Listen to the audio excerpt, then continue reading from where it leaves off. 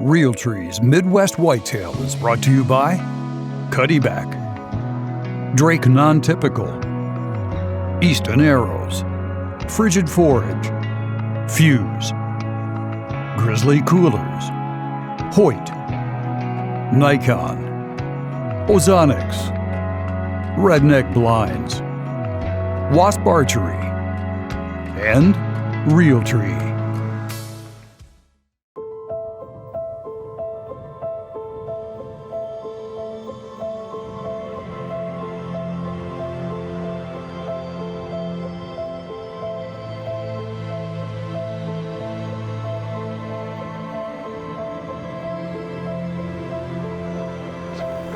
We've seen Charmin over on this side multiple times. Today was a little disappointing. We really thought we were going to see the buck Charmin more and possibly get a shot at him, but that wasn't the case. I'm seeing the buck Charmin again. Oh, I see him. Dude, I see him. All of a sudden we see Charmin pop out. Came probably 60 yards from us. It's about 10-15-ish. And I just saw the buck Charmin that we're after. Oh, there he is. There he is. Charmin just ended up staying in the Tamarack Woods and never came out here, so. He actually spread a dome right in front of us. We never ended up seeing the buck Charmin again. He just kind of disappeared into the other part of our property tonight. We figured he was going to work back into this Tamarack Woods where he's been living, but he never ended up coming back out, so don't know really what happened to him.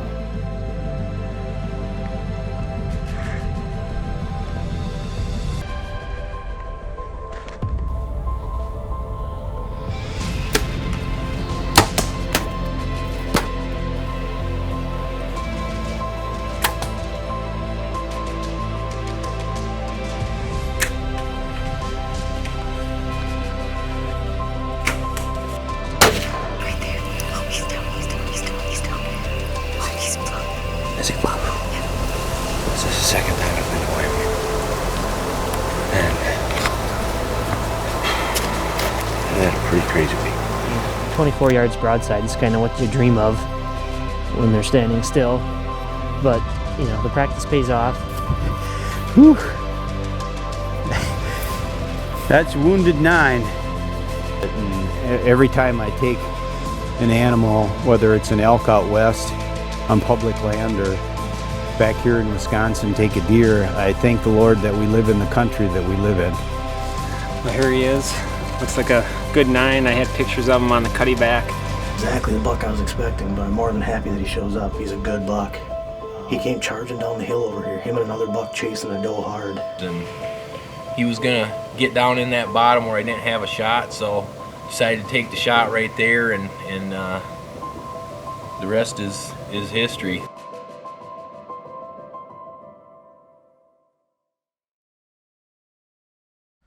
Well, the season's right around the corner here in Wisconsin. It opens September 14th. We just thought we'd share what we've been up to this summer. So we started off the summer by planting the same food plots as we had on Dylan's land last year. We planted them all with Big and Beastie again this year. There's a little clover in some of the plots, but mainly Big and Beastie. We hung a few stands, and then we also added a new food plot on the northeast side of his land. We planted mainly Milo in that. The reason was because this winter we found a lot of dead fawns because it's a harsh winter up here, and the Milo we thought would just add extra food supply come late season to hopefully get the deer through it. On top of all that, we've also been doing a bunch of scouting for deer this upcoming season. We've put out a bunch of cameras, and we've actually been doing some filming from our property. Our neighbors to the east of us have a big bean field, and it's actually the only bean field in the whole country block that our property sits on. So the deer have been flocking to that quite a bit lately. We sat there 2 nights and we filmed a bunch of deer out there. Had to be between 40 and 50 deer in the field. And we filmed some nice bucks out there. First of all, I'm pretty excited because I believe one of the bucks we filmed the other night is Charmin from last year. So it's pretty exciting to see him back around, and you know, hopefully we can actually get it done this year. 2 other bucks that we've had in previous years are Grandpa, who we believe is either 5 or 6 years old. We've had him, I believe, since 2016. So it'd be kind of cool to put a story together with that buck. And another buck that we've been watching for the last 3 years is a buck we call Crabs. We filmed him the other night as well in the bean field. So we also have a lot of up and coming bucks as well on camera, and it looks to be a good season. We also are going to be hunting public land a little early on in the season, the public land that we've been hunting the last 2 years. So all in all, we got a lot of hunting to do, and hopefully we can be successful this year. Welcome to Midwest Whitetail, the Great Lakes Show. Eric and I are planning an early season hunt to Nebraska. We'll be hunting there September 1st for about a week. We've hunted down in Nebraska before, and what we really like about it is the wide open grasslands. It's so much different hunting there than it is back home. It just gives us a nice change of pace. So we're really looking forward to that again.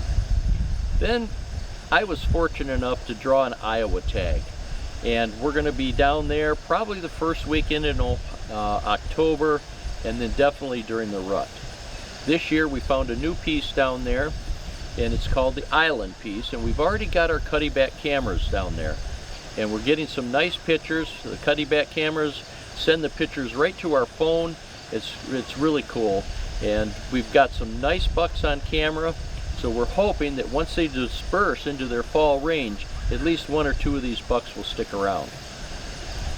Last year we made a trip to Ohio, and we boated into a couple of spots, and then just as the season was ending, we found a piece a lot closer to Michigan, and we're going to be down there probably hunting a couple of weekends in Ohio.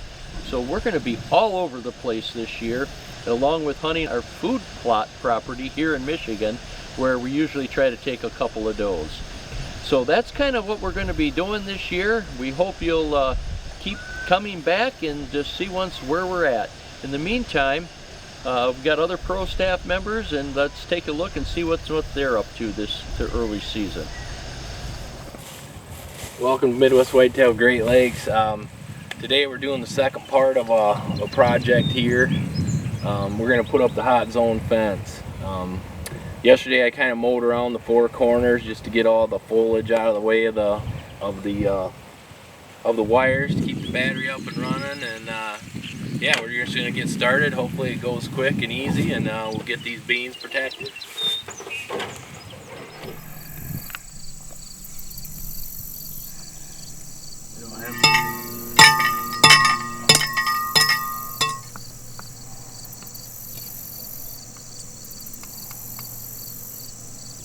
Well, we're pretty well set up now.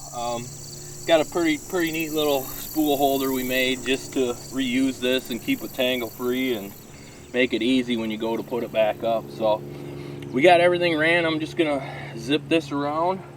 Hopefully it stays standing when I go around the plot here, but yeah, we're getting her done.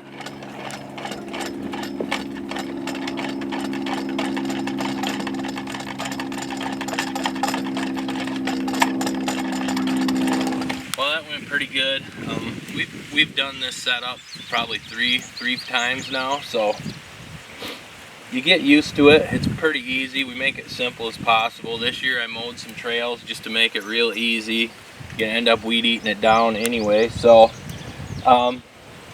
once you get to this end of it, basically you just have to get all these 3 lines connected to one. Get it close to your controller. Go ahead and cut that off all even and melt those all together, and then you'll get a good connection for all 3 lines. So hope to have some decent deer show up at this property this year, and we'll be able to hunt them in some of these late season plots here.